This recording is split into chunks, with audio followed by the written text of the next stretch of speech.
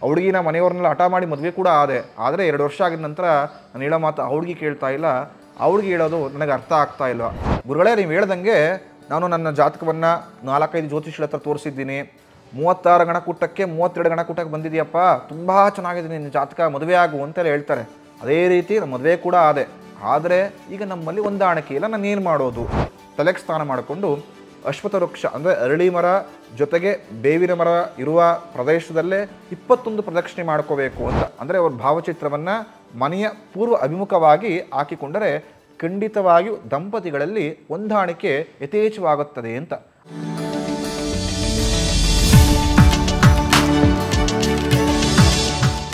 ಗುರುಭ್ಯೋ ನಮಃ ಹರಿ ಓಂ. ಎಲ್ಲ ಪ್ರೀತಿಯ ವೀಕ್ಷಕರಿಗೆ ನನ್ನ ಭಕ್ತಿಪೂರ್ವಕ ನಮಸ್ಕಾರಗಳು. ಎಲ್ಲರೂ ಕ್ಷೇಮವಾಗಿದ್ದೀರಾ ಅಂತೇಳಿ ಭಾವಿಸುತ್ತೇನೆ. ತುಂಬ ಜನ ಹೇಳ್ತಾರೆ, ಗುರುಗಳೇ 10 ರೂಪಾಯಿ ದುಡಿದ್ರು ಸಾಕು, ಮನೆಗೆ ಹೋದಾಗ ಶಾಂತಿ ನೆಮ್ಮದಿ ಇರಬೇಕು, ಆದರೆ ನನ್ನ ಮನೆಗೆ ಹೋದರೆ ಶಾಂತಿನೇ ಇರಲ್ಲ, ನೆಮ್ಮದಿ ಕೂಡ ಅಂತೂ ಕೇಳೋಂಗೇ ಇಲ್ಲ ಅಂತ ತುಂಬ ಜನ ಬಂದವರು ಕಷ್ಟ ಹೇಳ್ಕೊತಾರೆ. 10 ವರ್ಷ ನಾನು ಪ್ರೀತಿಸಿದ್ದೆ ಹುಡುಗಿನ, ಒಳ್ಳೆ ಮದುವೆ ಆಗಬೇಕು ಅಂತ ಅಂದ್ಕೊಂಡಿದ್ದೆ. ಆ ಹುಡುಗಿನ ಮನೆಯವ್ರನ್ನೆಲ್ಲ ಹಠ ಮಾಡಿ ಮದುವೆ ಕೂಡ ಆದರೆ 2 ವರ್ಷ ಆಗಿದ ನಂತರ ನಾನು ಹೇಳೋ ಮಾತು ಆ ಹುಡುಗಿ ಕೇಳ್ತಾ ಇಲ್ಲ, ಆ ಹುಡುಗಿ ಹೇಳೋದು ನನಗೆ ಅರ್ಥ ಆಗ್ತಾ ಇಲ್ಲ. ಆದರೆ ಬರ್ತಾ ನಮ್ಮಲ್ಲಿ ಅಂಡರ್ಸ್ಟ್ಯಾಂಡಿಂಗ್ ಲೆವೆಲ್ ಪ್ರಾಬ್ಲಮ್ ತುಂಬ ಜಾಸ್ತಿ ಆಗ್ತದೆ. ಅಂಡರ್ಸ್ಟ್ಯಾಂಡಿಂಗೇ ಬರ್ತಾ ಇಲ್ಲ. ನನಗೂ ಮನೆಗೆ ಹೋಗೋಕೆ ಇಷ್ಟ ಇಲ್ಲ, ನನ್ನ ಮುಖ ನೋಡಿದ್ರೆ ನನ್ನ ಹೆಂಡತಿಗೂ ಕೂಡ ಇಷ್ಟ ಆಗ್ತಾ ಇಲ್ಲ, ನಾವೇನು ಮಾಡ್ಬೋದು ಅಂತ. ಇನ್ನೂ ತುಂಬ ಜನ ಕೇಳ್ತಾರೆ, ಗುರುಗಳೇ ನೀವು ಹೇಳ್ದಂಗೆ ನಾನು ನನ್ನ ಜಾತಕವನ್ನು 4-5 ಜ್ಯೋತಿಷಿಗಳ ಹತ್ರ ತೋರಿಸಿದ್ದೀನಿ. 36 ಗಣಕೂಟಕ್ಕೆ 32 ಗಣಕೂಟಕ್ಕೆ ಬಂದಿದೆಯಪ್ಪ, ತುಂಬ ಚೆನ್ನಾಗಿದೆ ನಿನ್ನ ಜಾತಕ, ಮದುವೆ ಆಗು ಅಂತೆಲ್ಲ ಹೇಳ್ತಾರೆ. ಅದೇ ರೀತಿ ನಮ್ಮ ಮದುವೆ ಕೂಡ ಆದರೆ ಈಗ ನಮ್ಮಲ್ಲಿ ಹೊಂದಾಣಿಕೆ ಇಲ್ಲ, ನಾನು ಏನು ಮಾಡೋದು? ಈಗ ನೀವು ಹೇಳಿದ್ರಿ ಲವ್ ಮ್ಯಾರೇಜನ್ನು ಆದವ್ರಿಗೆ ಹುಡುಗಿ ಸಾಲ ನೋಡ್ಕೊಂಡಿರೋದಿಲ್ಲ, ಮದುವೆ ಆಗಿಬಿಡ್ತಾರೆ, ಕೆಟ್ಟೋಯ್ತು ಅಂತ. ಅಂದರೆ ಕೆಟ್ಟೋಯ್ತು ಅಂತ ಹೇಳಿದ್ರೆ ಅಂಡರ್ಸ್ಟ್ಯಾಂಡಿಂಗ್ ಇರೋದಿಲ್ಲ ಅಂತ. ನಾನು ಎಲ್ಲ ಪರಿಶೀಲನೆ ಮಾಡಿದೆ, ಒಬ್ಬೊಬ್ಬ ಅಲ್ಲ ಅಂತ 3 ಜ್ಯೋತಿಷಿಗಳ ಹತ್ರ ಪರಿಶೀಲನೆ ಮಾಡಿಸ್ದೆ. ಎಲ್ಲರೂ ಜಾತಕ ತುಂಬ ಚೆನ್ನಾಗಿದೆ, ಪ್ರಶಸ್ತವಾಗಿದೆ, ಈ ಮದುವೆ ಆದರೆ 100 ವರ್ಷ ತುಂಬ ಸುಖವಾಗಿ ಬಾಳ್ತಾರೆ ಅಂತ. ನಾನು ದುರಾದೃಷ್ಟವಶಾತ್ 3 ವರ್ಷವೂ ಕೂಡ ನಾನು ಸುಖವಾಗಿ ಸಂಸಾರ ಮಾಡ್ತಾ ಇಲ್ಲ. ನನಗೆ ಮನೇಲಿರೋಕ್ಕೆ ನೆಮ್ಮದಿ ಆಗ್ತಾ ಇಲ್ಲ. ಏನಕ್ಕೆ ಉದ್ದೇಶ? ಇದಕ್ಕೆ ಪರಿಹಾರ ಏನು ಅಂತ ಬರತಕ್ಕಂಥ ಎಲ್ಲರ ಪ್ರಶ್ನೆ ಇದೇ ಆಗಿರುತ್ತೆ. ಅಂದರೆ ದಂಪತಿಗಳು ಮದುವೆ ಆಗಿ ಬಂದಿರೋರು ಎಲ್ಲರ ಪ್ರಶ್ನೆ ಇದೇ ಆಗಿರುತ್ತೆ. ಹಂಗಾರೆ ಮದುವೆ ಆಗಿದ್ದವ್ರಿಗೆಲ್ಲರೂ ಕೂಡ ಈ ಥರ ಸಮಸ್ಯೆ ಇದೆಯಾ? ಖಂಡಿತ ಇಲ್ಲ.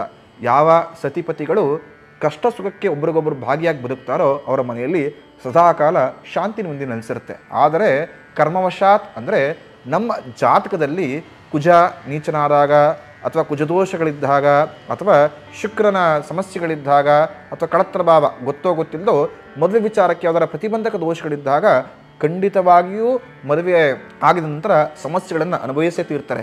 ಹಾಗಾಗಿ ಹೇಳ್ತೀವಿ, ಮದುವೆ ಮುಂಚಿತವಾಗಿ ಗಣಕೂಟ ಕೂಡಿ ಬಂದಿದ್ರು ಅಂದರೆ ಸಾಲಾವಳಿ ಕೂಡಿ ಬಂದಿದ್ರು ಕೂಡ ಮದುವೆಗೆ ಸಂಬಂಧಪಟ್ಟಿದ್ದ ಯಾವುದೇ ದೋಷಗಳಿದ್ದರೂ ಪರಿಹಾರ ಮಾಡ್ಕೊಂಡು ತದನಂತರ ಮದುವೆ ಆಗಿ ಅಂತ. ಹಾಗಾಗಿ ಯಾರೇ ಇದ್ದರೂ ಕೂಡ ಮದುವೆ ಆಗಬೇಕು ಅಂದರೆ 2 ಬಾರಿ ಜಾತಕ ಪರಿಶೀಲನೆ ಮಾಡ್ಕೊಂಡು ನಂತರ ಮದುವೆ ಆಗಿ.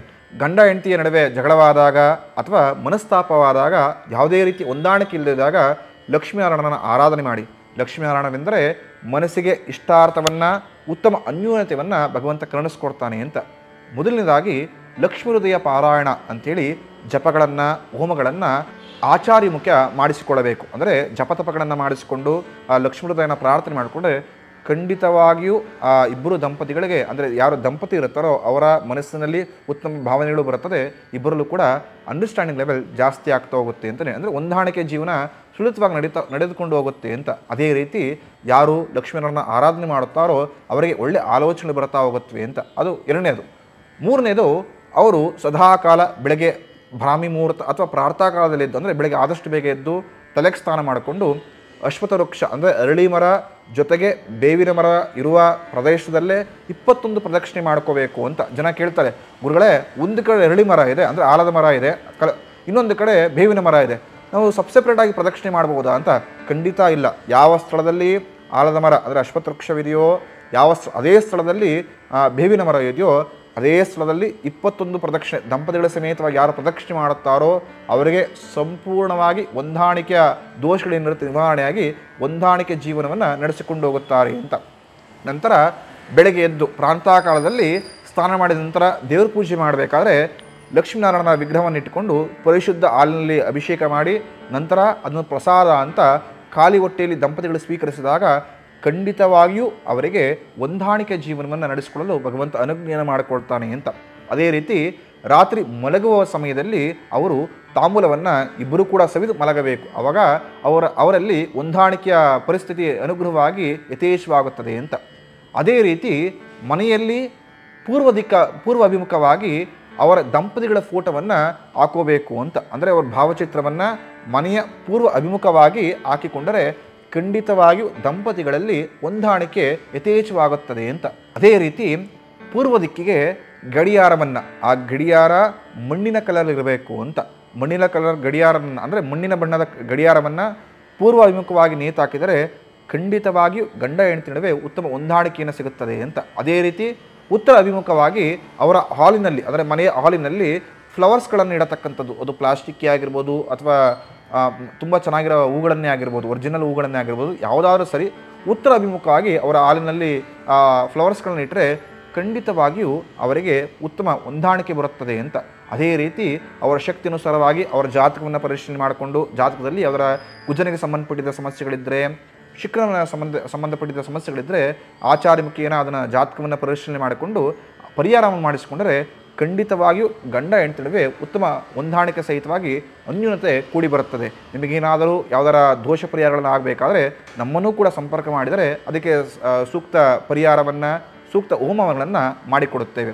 ಅದೇ ರೀತಿ ದಂಪತಿಗಳಿಗೆ ಹೊಂದಾಣಿಕೆ ಬರಬೇಕು ಅಂತ ಹೇಳಿದ್ರೆ ಶ್ರೀ ಸೂಕ್ತವನ್ನು, ಪುರುಷ ಸೂಕ್ತವನ್ನು ಕೇಳಿಸತಕ್ಕಂಥದ್ದು. ಶ್ರೀ ಸೂಕ್ತ, ಪುರುಷ ಸೂಕ್ತ ನಿಮಗೆ ಯೂಟ್ಯೂಬ್ಗಳಲ್ಲಿ ಸಿಗುತ್ತೆ. ಅದನ್ನು ದಂಪತಿಗಳ ಸಮೇತವಾಗಿ ಕೇಳಿಸಿಕೊಂಡರೆ ಖಂಡಿತವಾಗಿ ಅವರಿಗೆ ಹೊಂದಾಣಿಕೆ ಸಹಿತವಾಗಿ ಮನೆಯ ವೃದ್ಧಿ ಆಗುತ್ತದೆ. ಇದೇ ರೀತಿ ಸದಾಕಾಲ ವಿಷ್ಣುವಿನಾಗಿರ್ಬೋದು, ಲಕ್ಷ್ಮಿಯನ್ನಾಗಿರ್ಬೋದು, ಪಾರ್ವತಿ ಸಹಿತ ಶಿವನನ್ನು ಯಾರು ಪ್ರಾರ್ಥನೆ ಮಾಡುತ್ತಾರೋ, ಯಾರು ಆರಾಧನೆ ಮಾಡುತ್ತಾರೋ ಅವರ ಸಂಪೂರ್ಣ ಸತಿಪತಿಗಳ ಕಲಹ ನಿವಾರಣೆಯಾಗಿ ಅವರ ಮನಸ್ಸಿನ ಇಷ್ಟಾರ್ಥ ಸಹಿತವಾಗಿ ಅವರಲ್ಲಿ ಉತ್ತಮ ಹೊಂದಾಣಿಕೆ ಸಹಿತವಾಗಿ ಉತ್ತಮ ಅಭಿವೃದ್ಧಿ ಈಡೇರುತ್ತದೆ ಅಂಥೇಳಿ ಈ ವಿಡಿಯೋದಲ್ಲಿ ತಿಳಿಸಿಕೊಡಲು ಇಚ್ಛಿಸುತ್ತೇನೆ. ಎಲ್ಲರಿಗೂ ಒಳ್ಳೆಯದಾಗಲಿ. ಆ ಭಗವಂತ ಪ್ರತಿಯೊಬ್ಬ ದಂಪತಿಗಳಿಗೆ ಉತ್ತಮ ಅನ್ಯೋನ್ಯತೆಯನ್ನು ಕೊಟ್ಟು ಕಾಪಾಡಿಕೊಳ್ಳಲಿ. ಇದೇ ರೀತಿ ಹೆಚ್ಚಿನ ಮಾಹಿತಿಗಳಿಗಾಗಿ ನಮ್ಮ ಕನ್ನಡ ಯೂಟ್ಯೂಬ್ ಚಾನಲನ್ನು ಸಬ್ಸ್ಕ್ರೈಬ್ ಹಾಗೂ ಲೈಕ್ ಮಾಡೋ ಮುಖಾಂತರ ಉಪಯುಕ್ತ ಮಾಹಿತಿಗಳನ್ನು ತಿಳಿದುಕೊಳ್ಳಬೇಕಾಗಿ ಕೋರಿಕೊಳ್ಳುತ್ತೇನೆ. ಎಲ್ಲರಿಗೂ ಒಳ್ಳೆಯದಾಗಲಿ. ಶುಭಮಸ್ತು. ನಮ್ಮ ಕನ್ನಡ ಫೇಸ್ಬುಕ್ ಪೇಜ್ನ ಲೈಕ್ ಮಾಡಿ, ಯೂಟ್ಯೂಬ್ ಚಾನೆಲ್ನ ಸಬ್ಸ್ಕ್ರೈಬ್ ಮಾಡಿ. For more updates click on the bell icon. ನಮ್ಮ ಕನ್ನಡ ಡಿಜಿಟಲ್ ಮೀಡಿಯಾ.